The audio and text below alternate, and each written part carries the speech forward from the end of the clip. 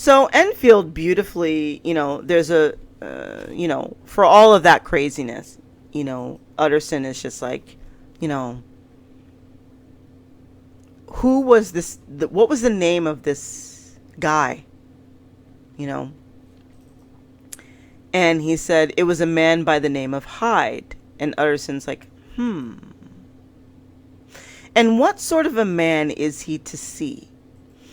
And this is kind of crucial for me, this moment in the first chapter, because all of the versions of Dr. Jekyll and Mr. Hyde that I have seen, except for the TV series with, was it Alan Cumming and that super, super tall, huge guy. I can't remember his name, the actor.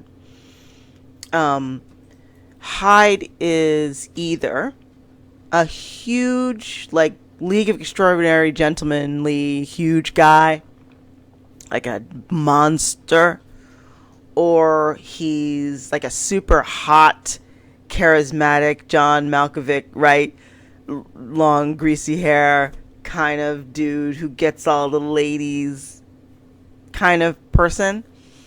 I've never seen a version of Hyde where he's a dwarf, like a small, stumpy man. I've never seen that before. I've never seen a movie version of Hyde where he's small, which is interesting to me because he's clearly described as a small man, and he's described later. The word dwarf comes up, that he's dwarfish. He's like a nasty dwarf. I've never seen a version of Hyde like this, ever. I've never seen an interpretation of Hyde that is accurate to how he is described. But what I liked is this description of him, and this description of him is given to you by Enfield. Okay? So again, the people that are telling you the story are coloring your understanding of the characters. Enfield, keep in mind, this is the same man who chased down this guy, grabbed him by the collar, and participated in the blackmail. He's the one describing Hyde to you. He's the one telling you what kind of man this guy is. The man who so far has done nothing except barrel down a small child and not give a fuck, but clearly knows somebody very powerful in the city who writes checks for him. That's the only thing we know about Hyde, is that he's smart enough to know when he's being blackmailed, and he knows somebody very powerful enough that 4 o'clock in the morning he can be like, yo, I need a check, and he gets a check. So that's all we know about Hyde right now. Everything else we know about him is that everybody hates him and wants to kill him instantly, and they don't even know him. That's what we know about him. That's bullshit. Okay? So he says, this is the description of Hyde. The first description of Hyde that we get after he says, 1, a little man who was stumping along eastward at a good walk. That's the first description of Hyde that we get in the entire book. The very first one. A little man stumping along. Okay. He says, he's not easy to describe. There's something wrong with his appearance, something displeasing, something downright detestable. I never saw a man I so disliked, and yet I scarce know why. He must be deformed somewhere. He gives off a strong feeling of deformity, although I couldn't specify the point. He's an extraordinary looking man, and yet I really can name nothing out of the way. I can make no hand of it. I can't describe him. And it's not want of memory, for I declare I can see him at this moment. So, he's displeasing. He's downright detestable. I never saw a man I so disliked and yet don't know why. He must be deformed somewhere, although I couldn't specify the point. But he's an extraordinary looking man that I can't describe.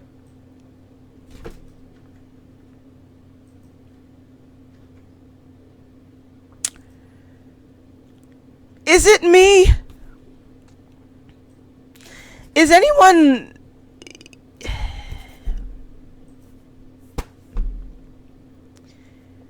You've just described, essentially, a feeling. Wouldn't you say? You've described something that you can't put your finger on. This loathing, right? It's a deep, indescribable loathing. This grotesque feeling of disgust. And, in Enfield's mind, it's like, he must be deformed in some way. Well, you're looking right at him. Is he deformed? No. But he must be. Because there's no other way to describe the kind of disgust I feel for this man. Okay. But he's just like a small, stumpy little dude. I know, but he's disgusting. He's detestable. I want to kill him on sight. There is something about him that makes me hate him instantly, and I can't tell you why.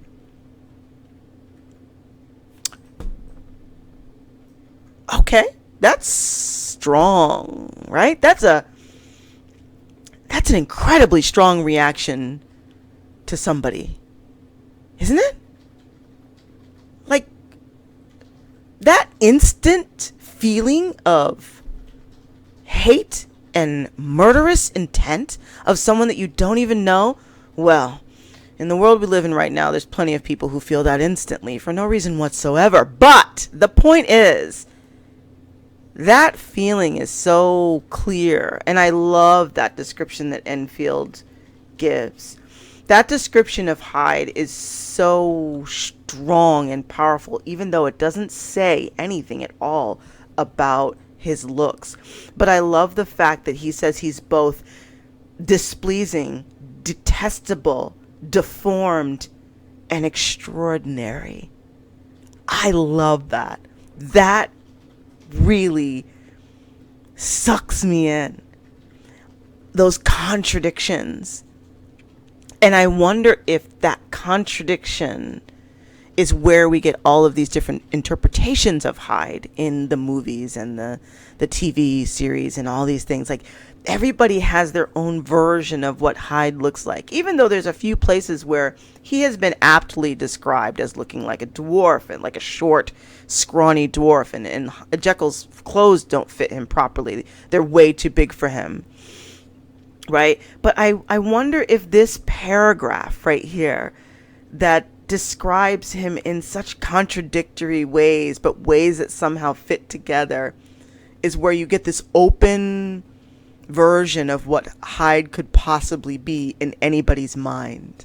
As long as he evokes some emotion that you can't put your finger on, but that makes you feel angry and disgusted, right? Whatever that it means to you. And for some people that could be an incredibly sociopathic but charming man. To other people that could be this gigantic, grotesque, juggernaut of a creature, that's a small head and a big body. Or it could be like some Phantom of the Opera type with some sort of physical deformity or something. Like, in everybody's mind, this paragraph means something different. And I wonder if that's where it starts, that interpretation in your mind of what Hyde could be. As an enfant, I don't have a visual representation of Hyde. I don't have an ability to take this paragraph and put it into my mind's eye and conjure up a visual image of what I think this means. My interpretation of Hyde is every version of Hyde that I've ever seen in a film or on television that exists in my memory. So when someone says Hyde, I think of some version of Hyde.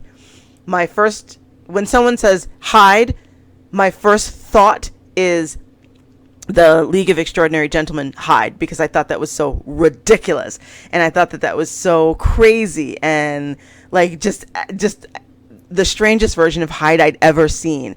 And that usually comes to my mind. Like I said, my aphantasia is such that I can pull from memory, but I can't create something new. So if I haven't seen it, it doesn't exist. And if I have seen it, it becomes what that thing is. So like if you say, you know, picture a shark, I usually picture the last shark I saw in a book, or I usually immediately think of Jaws. Jaws is shark for me. That's what shark means. When you say shark, I see Jaws, period. I don't see, sometimes I see Jabberjaw. It depends on the situation. But like, there are specific things that come to mind. So when someone says Hyde, I usually think of that gigantic version of Hyde. But I also, secondarily, I will think of John Malkovich's Hyde in Mary Riley. And you have to say it like that because that's how you're supposed to say it, because that's what was in the trailer and that's what I remember. Most people are afraid of him, but you're not, are you? No, sir, I'm not. Mary Riley. The movie Mary Riley. That's how you have to say it. I remember his version of Hyde because to me, that version was nonsensical, almost as nonsensical as the League of Extraordinary Gentlemen, because to me that wasn't this sort of monster in my mind. But he was kind of a monster. He was that charismatic kind of sociopath, psychopath monster, but sort of sexy in some weird way or whatever, right? So I think of the big guy and I think of the little guy when you say Hyde. So when I was reading this for the first time and I read that description, I had to somehow change what existed in my mind as the placeholder for Hyde. But the visual of a small man or a dwarf, like some sort of grotesque dwarf, like sadly I think of Hoggle. When you say grotesque dwarf, I think of Hoggle from Labyrinth, even though I think he's supposed to be cute. It's hopeless asking you anything. Not if you ask the right questions. I think he's grotesque. I think of grotesque dwarf as Hoggle, or sometimes I think of like a gremlin, like from Gremlins, like not Gizmo Gremlin, but more like Striped Gremlin, like the green ones. Like some sort of weird conglomeration of Hoggle and a gremlin is what I think of when someone says grotesque dwarf.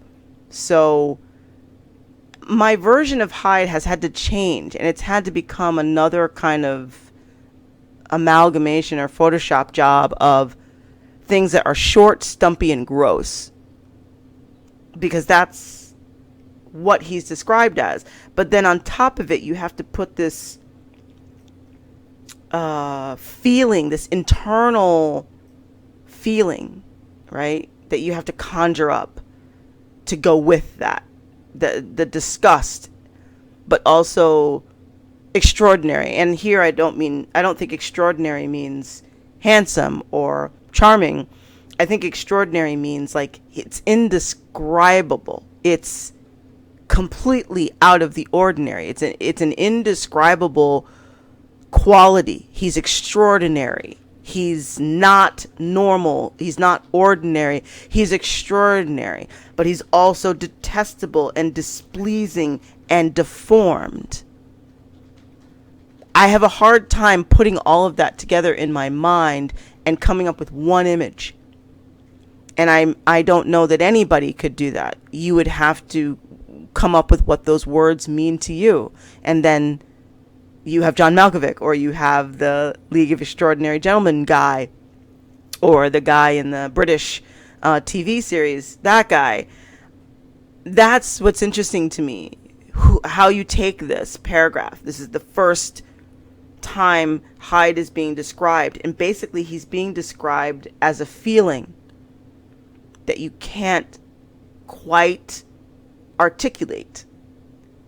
So he has no form, really, aside from being a little man who stumps along, right? And to me, that means like he's kind of stumping along. It's like he's got some sort of gait about him that's weird, I guess. So the people who read this and then they make their versions of what Hyde looks like that would be my first question. How did you determine in your movie or your TV series how you wanted Hyde to look? What about this novella made you make Hyde look like this, or made you interpret Hyde this way? I'm being literal, like when I'm describing him. So I'm always curious where people get this version of Hyde that we have seen. All these different versions of him, like gross, or like with a black top hat, creeping around like a Jack the Ripper type, or something. Like, where do you get that from? You know, to me, just in the first 9 pages of this book, what little we have of Hyde, he's none of those things. Even when Richard Armitage does his voice, and there's no description of his voice at all. So Richard Armitage, who is an extraordinary actor and has an extraordinary voice, he has to decide too how he wants to do Hyde's voice.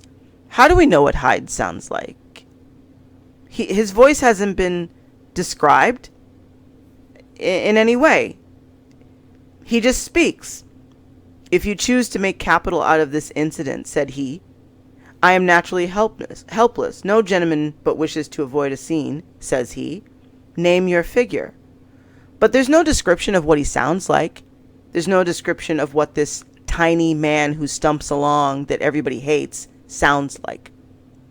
So Richard Armitage has to come up with this voice for Hyde based on his bias or his, understanding of what the character is later on, or what he is right now.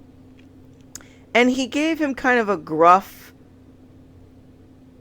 kind of Bill Sikesy sounding voice. Well, that kind of thing. I can't do it well, but he doesn't sound mean, but he has a gruff sounding, well, I don't know what you want me to do, kind of tone. But if I was just reading this without listening to the audiobook, I don't know what kind of sound, again, as an Enfant, people don't have vocal tones or vocal qualities in my mind when I read. They don't have any distinct sounding voice. They don't have character. They don't have faces to me either. It's just me reading the text, and the person sounds like what I think the text would sound like if I was reading it. So I didn't give Hyde a voice when I was reading these lines. I did not give him a sound. I didn't give him a personality at all. There's nothing about what he says that makes me think he sounds any particular way. So I have no impression of Hyde whatsoever except how he's been described. And how he's been described to me is very specific and kind of clear. A small man, and who's rude and doesn't seem to care about, running over a child. So he's also an asshole. But the description of what the people did to him, the assumptions they made about him, how badly they treated him without even knowing who he was, how they were determined to destroy his reputation, not knowing anything about him except one demonstration of his character, which technically should be enough, I guess. And the fact that he was further judged by the fact that he couldn't possibly be a friend of or an acquaintance of this very well-respected man who wrote this check, because that well-respected man is a good man, and a good man wouldn't be associated with somebody like this unless he was being blackmailed. All of that interpretation of Hyde done by an angry crowd of strangers makes me less likely to think Hyde is the bad guy. I don't see that at all here. Did he run over somebody? Yes. Did he hurt them? No. The girl was going at a full run, right? One little man who was stumping along eastward at a good walk, and the other a girl of maybe 8 or 10 who was running as hard as she was able. So who ran into who? I failed to think or failed to believe that it says, and well, sir, the two ran into each other naturally enough at the corner, and then came the horrible part of the thing. For the man trampled calmly over the child's body and left her screaming on the ground. It wasn't like a man, it was like some damned juggernaut. So hold on a minute. A little man who was stumping along eastward at a good walk, and a girl of 8 or 10 who was running as hard as she was able to. You're telling me that he was the one that trampled her? Like a juggernaut? Make it make sense. Seriously, make that make sense to me. How Hyde is the one who trampled the girl and left her screaming on the ground and kept walking after he ran into her like a damn juggernaut. The little man who was stumping along at a good walk? What about the girl who was running as fast as she was able? I'm not very good at physics. Corey, you're good at physics. Who trampled who? We don't know. We weren't there. We don't know. We weren't there. Fuck Corey. It was the girl's fault. All I'm saying is, Enfield's description of events and the way that it's been interpreted by just this one man's recollection of events doesn't make sense to me. It doesn't make sense what they did to Hyde. It doesn't make sense how they attacked him, how they blackmailed him, how they made assumptions about him based on how he could possibly be walking and trampling a girl who was running. I don't see that.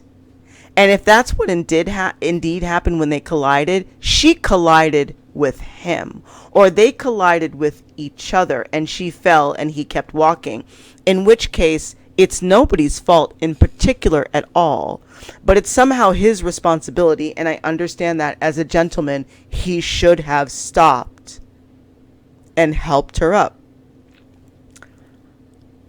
Hyde to me does not strike me as someone who gives a fuck about what he should be expected to do when something isn't his fault.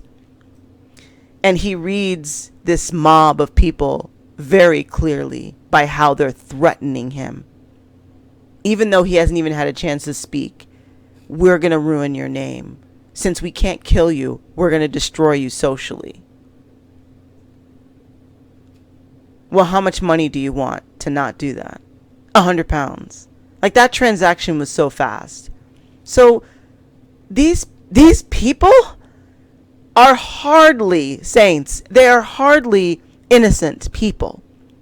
And Hyde, who did nothing but walk down a street and get run over by a running child, or get run into and she probably bounced off of him or whatever, he's somehow the bad guy. In 9 pages, I'm already completely unimpressed with these people, and I don't have any problem with Hyde whatsoever. As far as I'm concerned, Hyde is a victim. Right now, in the first 9 pages of this book, I don't see how Hyde is the bad guy. I'm very interested in Hyde because I think he's been a victim of a bunch of crazy people, and I don't like Enfield because he was a party to this whole thing, and his interpretation of events is the only interpretation we have, along with his description of this man who he admittedly says he hated and wanted to kill on sight and couldn't tell you why. What the fuck is wrong with you? Like, I'm not interested in Enfield at this point. Enfield to me needs therapy. Utterson, I think, is interesting because by the end of the book, the reason he didn't ask about who wrote the check is because he already knows. he was interested in Hyde because Hyde he had not met or heard of, but he knows the person who signed that check. And I'm interested in Utterson because, again, of how he's been described as, you know, the last good influence of downgoing men and a very loyal friend. The fact that he didn't ask because he knew and he didn't want to, you know, add to the slander of his acquaintance's name makes me like Utterson. He's interested in like he said, did he really have a key? Like, that was Utterson's main question. Did he really have a key to that door? He was interested in the fact that the guy had a key. So he's intimately, you know, acquainted with this person that Utterson knows. It's not just that he's a friend who gave him a check. He has a key to the guy's house. So Utterson was like, did he really have a key? I was interested in Utterson because he wants to get information. And he's clearly like, I know the guy that wrote the check. I know who you're talking about. Who's this other guy? The guy that has a key. Who's that? So I'm intrigued. Right off the bat, in 9 pages, you have my attention. I could care less about Dr. Jekyll and Mr. Hyde and whatever it is that I know. I'm interested in how an entire society of people has decided to gang up on and blackmail someone that they don't even know, and they've determined to judge them for one action that technically wasn't even their fault, and somehow Hyde is the bad guy. I am not buying that. You're not going to convince me of that. The only thing that you've convinced me now is that the society of British gentlemen are a bunch of corrupt, disgusting, selfish, untrustworthy people. That's all you've managed to convince me of in 9 pages. That's it. Needless to say, I was not expecting to read this book and have this thought about it. Like, if you had told me that when I started reading Dr. Jekyll and Mr. Hyde, I would be like, Hyde is a victim right now. Hyde hasn't done anything. Who are these crazy British people? What is going on? Like, that is not the expectation I had going in. That is not the feeling that I expected to have reading this book. I expected this book to be about Jekyll and about Hyde, and it's not so far. So far, it's about British people being dicks and being absolutely conniving and really, really disgusting examples of human behavior. That's what I've gotten so far. That's what this book is about right now for me. And Utterson, I'm very interested in his role in this because we've been set up to understand exactly what kind of man he is and what kind of man he is to other men, right? And what kind of friend he is to these men who may not be exactly pillars of society, right? I'm very interested in this man who is the last reputable acquaintance and the last good influence in the lives of downgoing men. So my first thought is, okay, is he going to be a friend to Hyde? Is he going to be someone who is going to accept, you know, the shortcomings without judgment, right, of someone who maybe is downgoing? Like, we've been set up so much to understand what kind of person Utterson is, that he's loyal, that all of his friends are old, and that he doesn't judge people, and that he kind of would let people fail on their own without trying to get involved. Does that mean he's going to be a part of a relationship in some way with Hyde, who, as far as I'm concerned, has been completely fucked over for no good reason by an entire group of people? I'm wondering what role he'll play. So that's my interest going forward into chapter 2. It's, who is Utterson to the story? Who is Utterson to Hyde? Who is Utterson to Jekyll, who, again, his name hasn't been mentioned. We don't even know that he's the one that wrote the check, even though I'm saying obviously he is, but I'm saying right now we don't know this person who's the good man in society, who everyone knows, that couldn't possibly be associated with Hyde. We don't know that person's name. All we know is that Utterson knows who that is. So I'm interested in who that is and how Utterson knows him and what relationship Utterson will have with Hyde going forward. So I'm very intrigued. And when I first read this, I was really fascinated with this opening. It absolutely made me want to continue with the book, if only to sort of this realization that this book was not what I expected it to be, and it wasn't written in the way that I expected it to be written, as far as like being just about Dr. Jekyll and his process of becoming Hyde and all that stuff. I had no idea that it was written with all of these other things in it, and that it starts with these two characters that I've never heard of and don't know about. So it definitely sucked me in, and it made me really interested in learning more about Hyde, because if I was mistaken about my understanding of the book, what else is in here that I did not know, that I was mistaken about all this time growing up and thinking that I knew this story? What else is in here that I don't know already, that I didn't even know was a part of this book? So I'm looking forward to getting into this and kind of explaining to you guys my feeling about this, and my passion for discovering how wonderful this book is, and all the things about it that I thought were really cool, and all the things that went through my mind. And just someone who's not like hyper literary and isn't gonna like analyze the shit out of this. I don't care about that stuff. I think books are either made to be read or enjoyed, and if you really want to take them apart page by page and analyze them and really get into what you think the author was saying and all that, if that does it for you, that's great. And I think that there's absolutely value in that, especially if it's something that gives you a lot of pleasure. But I don't read books for that reason. I've never really gotten that much out of a book for reasons I already described. But it's really if I've gained something, if it changes me in some way, if it affects me in some way that makes me really change either my perspective of the world or my ideas about a given thing. That's kind of what I look to get out of a book. And already, like, this book and Dracula and Jane Eyre were books that changed me considerably, in the sense that I started realizing that all the people that read these books and make art from these books don't like these books. They can't like them, because I don't think that you would tear apart and alter and remove and surgically, take apart something that you loved. I can't imagine anyone read these books and was like, I love these books so much and I want to do justice to them. I want to create something that shows how much I love these books, and then give us what we've gotten as far as interpretations of these books. I don't think anyone loved these books. I just don't. I don't think that's what love is. I don't think love is an interpretation. I don't think love is a surgical removal of things that you didn't like. I don't think that's love. So you can't possibly love these books if that's what you did to them.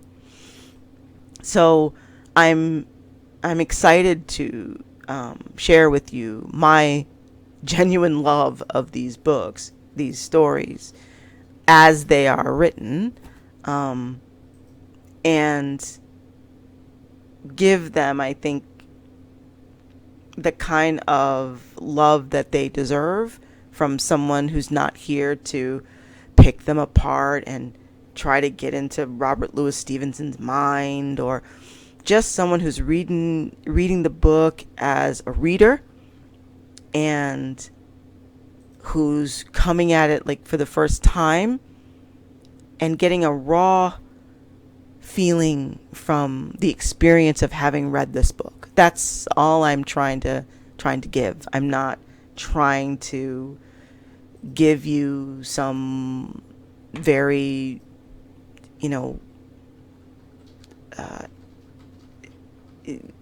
graduate level anything of this. Like, that's not what this series is about. It's just me realizing that I love these stories in a way that I feel not a lot of people, or I've never read or seen anyone talk about these truly how they were written and really enjoy them. I've read plenty of interpretations and analysis where they just take everything apart and just make it unfun and uninteresting. I just mean like a real like almost like an otaku like love for this. And that's kind of what I want to bring to it, like a real fan perspective of this book, these books, and these greats, because I think that they deserve that.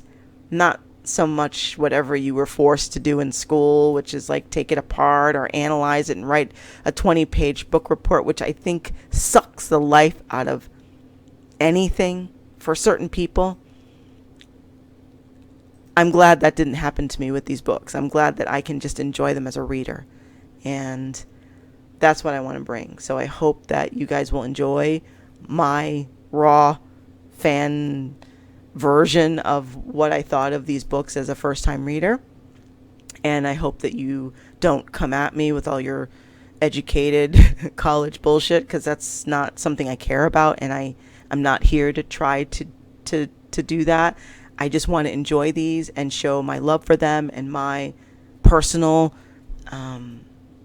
understanding of the story and what it meant to me, which has nothing to do with you or what it meant to you. And I'm not telling you that you can't have your interpretation of a book or a story or a movie that you love. That is your personal journey with that media.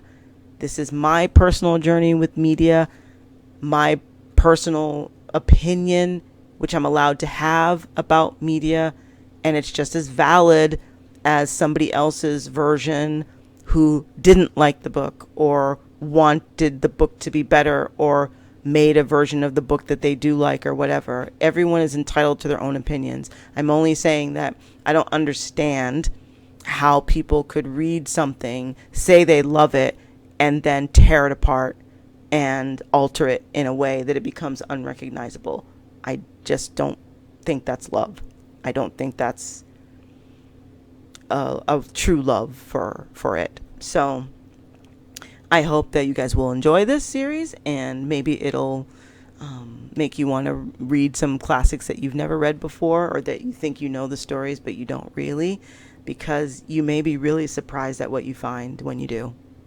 So I'll see you hopefully, soon, for the second chapter of this, which is called The Search for Mr. Hyde, and things sort of start picking up a little bit. And thanks for watching this. I really appreciate it. And if you haven't seen my Elaine is Watching Wonder Woman series, there's 2 episodes of that available on my blog, The Web Recluse, and I hope you like those too. So see you soon.